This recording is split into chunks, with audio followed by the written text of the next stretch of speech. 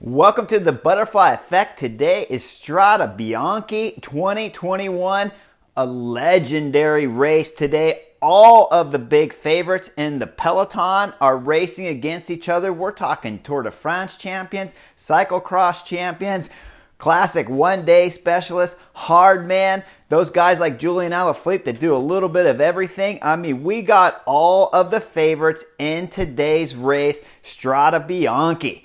Last year's winner, Wout van Aert, he hadn't been racing on the road yet all season. He's come from cyclocross. He was over with his team doing a training camp. Now he comes over for his first race of the season, and he's defending champion. When the race starts, Jumbo-Visma are doing a great job of looking after Wout van Aert, keeping him in position, always patrolling the front of the group with the whole Jumbo-Visma team. The real action starts at about 60K to go when a big group rides away.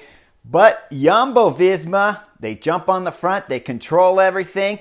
By kilometer 52, it's Wout van Aert closing the gap to the big group in front. And then it's the young American Quinn Simmons. Okay, he's putting on a show. A lot of people might have some dislikes with the kid for sure for things he's done on social media posts and stuff, but his riding you cannot complain about. He was good all day, always in the right place at the right time, made the front split with 60K to go, and just as Wout van Aert is bringing that group back, it's Quinn Simmons getting a little bit of an extension off of the group, and that helps because Julian Alaphilippe decides to light it up. That's the first big hit of today's race that causes the big explosion is Julian Alaphilippe. His timing today was perfect. This is not Het Nieuwsblad where he was doing some attacks that didn't make some sense and was causing some problems for his team to win that race. Today, he was flawless, folks. He was absolutely on form.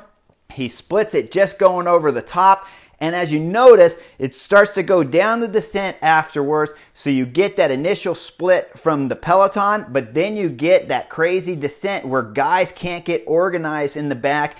And that 7 seconds, 10, 15 second gap that you immediately get right there is what's going to establish the favorites and who's going to win today's Strade Bianche. Now, they're getting chased by one good-sized group. And that group, and they're doing a fabulous job. That group chased for 30K to try to come back to the front favorites with Jakob Fuglsang back there just doing a huge amount of effort. But finally, Jakob Fuglsang cracks. And this was probably, if I'm picking out anything out of today's race that was a mistake, this is the only mistake I've seen throughout this race, really, is Jakob Fuglsang is about 7 seconds away from closing the gap, and he's in a big group. But the problem is there's at least one, if not two, Alpecin Phoenix riders back there, and of course they have Mathieu van der Poel in the front. He is the hot favorite to win today's stage. They got him up there with the leaders. Now their two guys are patrolling the second chase group, so they're not going to work, right?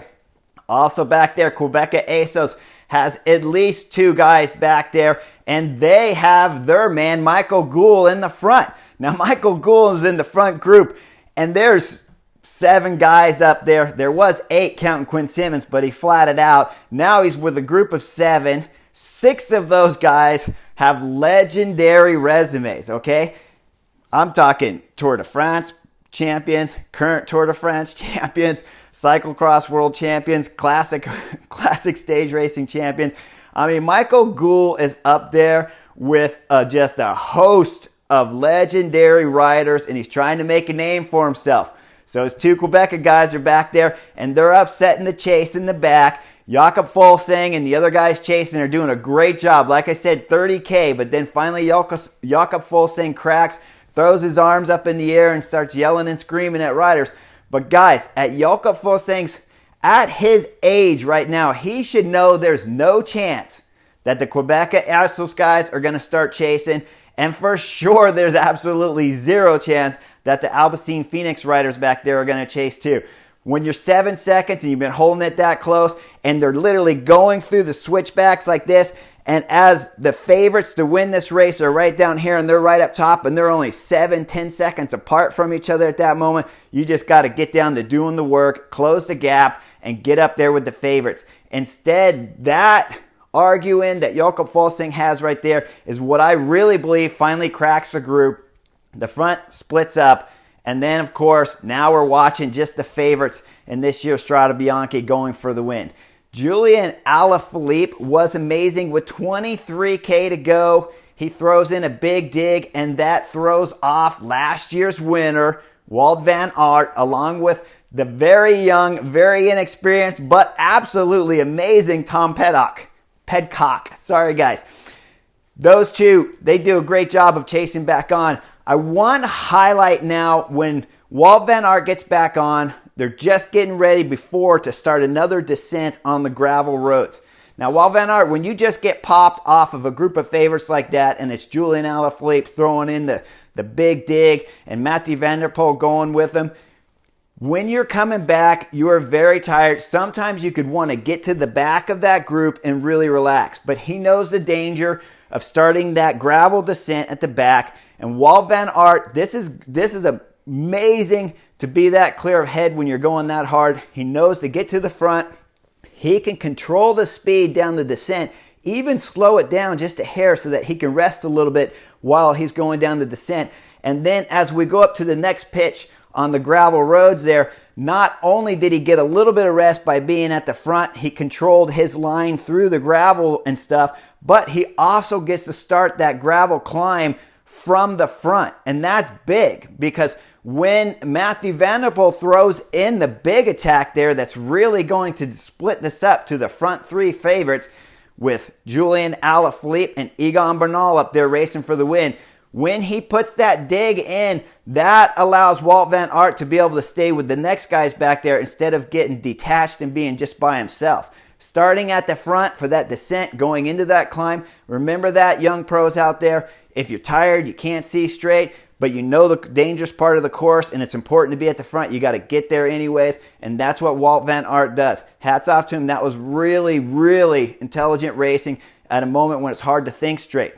Now, Mathieu van der Poel, he throws in the big dig, drops Julian Alaphilippe, drops Egan Bernal, but you see Julian Alaphilippe and he's digging hard to come back. I want to point out this left turn when he goes around what looks like one of the churches there in the town. He's about inch and a half away from hitting that corner on that church building to make that turn because he knows he needs every bit of speed he can have to catch up to Mathieu van der Poel. We all know Van der Poel at this moment can go from that distance all the way to the finish if Julian Alaphilippe can't close that gap. Now, Egan Bernal, he's riding really good, but not as good as those two guys in front. He gets a little bit of luck there when Julian Alaphilippe is really at his max and he cannot take a pull with Mathieu van der Poel. That slows the front two guys down just a tad.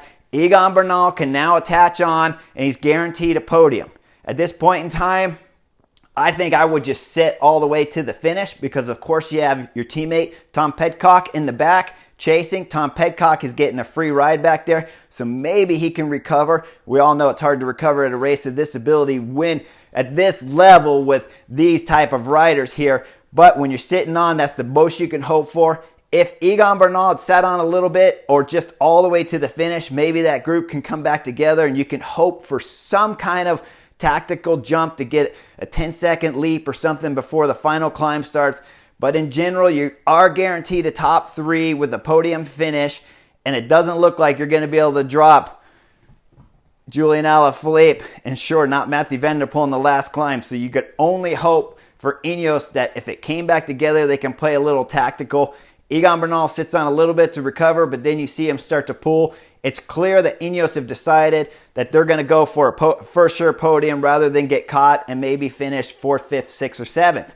Okay, we come into the last climb just before it starts with about 2.5, 3K to go. Mathieu van der Poel, if I'm being picky, really makes the only mistake that I've seen him make throughout this whole day today is he tries to jump with between 3 and 3.5K to go on the flatter stuff. And for me, with what I just saw, the damage that he did to everyone on the last climb, I don't see any reason to do an attack on a flat part of the road when, of course, you have the finish climb up to the Piazza del Campo. Okay, He jumps. They bring him back right away. What amazed me still, Julian Alaphilippe, Egan Bernal still rotate through with him. At that point in time, it's clear he's the outright favorite. I think I would have just sat on if your sole objective is just going for the win. If you're looking for that podium, riding through like they did, that's guaranteeing you a top 3. That's not bad. That gets your team a ton of points, and it gets yourself a ton of points.